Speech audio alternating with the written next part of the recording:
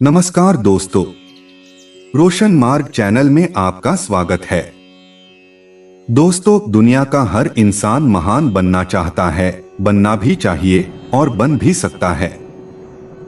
ब्रह्मांड में मनुष्य ही एक ऐसा प्राणी है जो कुछ भी हासिल कर सकता है। मंगल और चंद्रमा तक छलांग लगा चुका है। लेकिन दोस्तों, महान बनने में अड़चने भी बहुत आती हैं, यानी कि इसे दूसरे शब्दों में कहें तो दुश्मन भी बहुत होते हैं। कुछ दुश्मन बाहर के होते हैं और कुछ दुश्मन तो इंसान के अंदर ही होते हैं।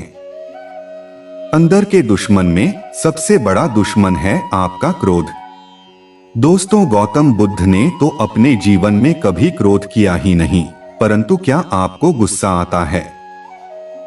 क्या आपके आसपास के लोग, आपके परिवार का कोई भी सदस्य, आपका भाई, आपकी माँ, आपके पिता, बेटा या बेटी क्रोध करते हैं? अगर ऐसा करते हैं तो इस कहानी के माध्यम से आपको इसका समाधान जरूर मिल जाएगा और आज से क्रोध करना आप छोड़ देंगे। एक बार की बात है, महात्मा गौतम बुद्ध एक गांव में उपदेश दे रहे थे। उस उपदेश में गौतम बुद्ध बता रहे थे कि क्रोध एक अग्नि है, क्रोध एक ज्वाला है, क्रोध विष है, क्रोध जहर है। क्रोध एक ऐसी अवस्था है जिस अवस्था में आप अपना आपा खो बैठते हैं। क्रोध करते वक्त क्रोधित व्यक्ति सामने वाले का नुकसान करना चाहता है, लेकिन दोस्तों, यह कैसे संभव हो सकता है कि क्रोध आप करें और उस क्रोध के वजह से किसी दूसरे का नुकसान हो? यह तो कदापि नहीं हो सकता। हाँ, यह जरूर होगा कि उस क्रोध के वजह से आप जरूर परेशान होंगे, आपकी मानसिक स्थिति जरूर बिगड़ेगी, आपकी शारीरिक अवस्था भी खराब हो सकती है। गुस्से में आप कुछ ऐसा बोल या कर जाएंगे जिसके वजह से आपकी इज्जत भी खराब हो जाएगी।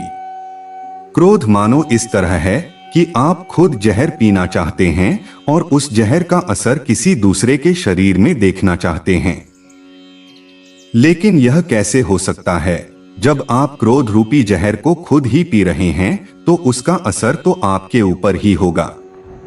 जब महात्मा गौतम बुद्ध ऐसा उपदेश दे रहे थे, उस दौरान उपदेश देते वक्त गांव के लोगों की एकत्र हुई भीड़ में एक क्रोधी व्यक्ति बैठा हुआ था। वह क्रोधी व्यक्ति गौतम बुद्ध की ऐसी बातों को सुनकर और भी गुस्सा हो रहा था, क्योंकि कहीं न कहीं वह अपने आप की बेइज्जती महसूस कर रहा था। महात्मा गौतम बुद्ध के क्रोध पर केंद्रित इस उपदेश को सुनते सुनते क्रोधित व्यक्ति इतना ज्यादा गुस्सा हो गया कि वह उस भीड़ से उठा और महात्मा गौतम बुद्ध के मुंह पर जाकर थूक दिया। गांव के लोग और शिष्यगण इस हरकत से भड़क उठे। उनका क्रोध इतना ज्यादा था कि वे लोग उस क्रोधित व्यक्ति को मारने पर उतर आए। लेकिन महात्मा गौतम बुद्ध ने लोगों को शांत कराया। उन्होंने बड़े ही शांत स्वर में उस क्रोधित व्यक्ति से पूछा, भाई, क्या तुम मेरे साथ और भी कुछ कहना और करना चाहते हो? वह क्रोधित व्यक्ति बिना कुछ बोले वहां से चला गया। गांव के सारे लोग और शिष्यों ने पूछा, हे भगवान, वह बुद्धिहीन आपके मुंह पर थूक कर चला गया और आप क्रोधित नहीं हुए, आपको गुस्सा नहीं आया? भला यह कैसे हो सकता है? महात्मा गौतम बुद्ध जी ने कहा, क्रोध अग्नि और ज्वालामुखी की तरह होता है, इसके चपेट में आने से केवल अनर्थ ही होगा। उसने अनर्थ अर्थात गलत कार्य किया। अगर उसी की तरह मैं भी क्रोधित हो जाऊं तो मैं भी अनर्थ कर देता। हो सकता है वह व्यक्ति किसी परेशानी में रहा हो, किसी बात को लेकर परेशान रहा हो, जिसकी वजह से वह यह गलत कार्य कर दिया हो। गांव के सारे लोग महात्मा गौतम बुद्ध जी की बात को भली भांति समझ गए और अपने गुस्सा को शांत कर लिए।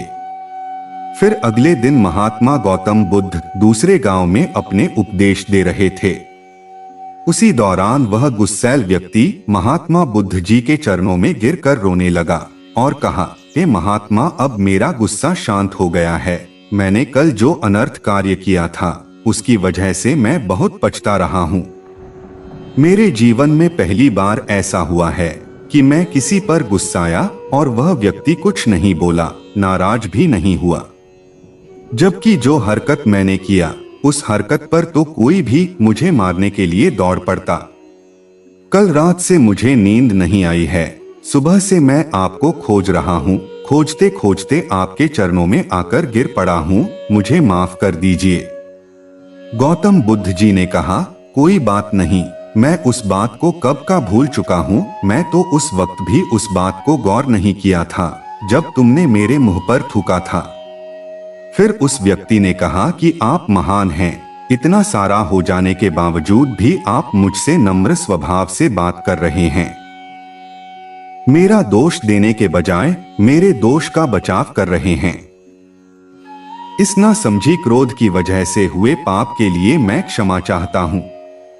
गौतम बुद्ध जी ने कहा, तुम्हारा पश्चाताप तुम्हें तुम्हारे क्रोध के अग्नि से मुक्ति दिला दिया है। जाओ सुखी रहो। दोस्तों, क्रोध करके हम बेवजह किसी से झगड़ा कर लेते हैं। कई बार तो हम गुस्से में कुछ ऐसा कर बैठते हैं जो हमारे मृत्यु उपरांत ही खत्म होती है। हम जब किसी भी सही या गलत बात को बर्दाश्त नहीं कर पाते तब हमारा स्वभाव चिड़चिड़ा होता है और हम क्रोध करने लगते हैं। लेकिन उस क्रोध या गुस्सा से नुकसान किसका हो रहा है? अगर आप किसी बात से या किसी को कुछ कहने से गुस्साते हैं तो कहीं ना कहीं अपना ही नुकसान कर रहे हैं।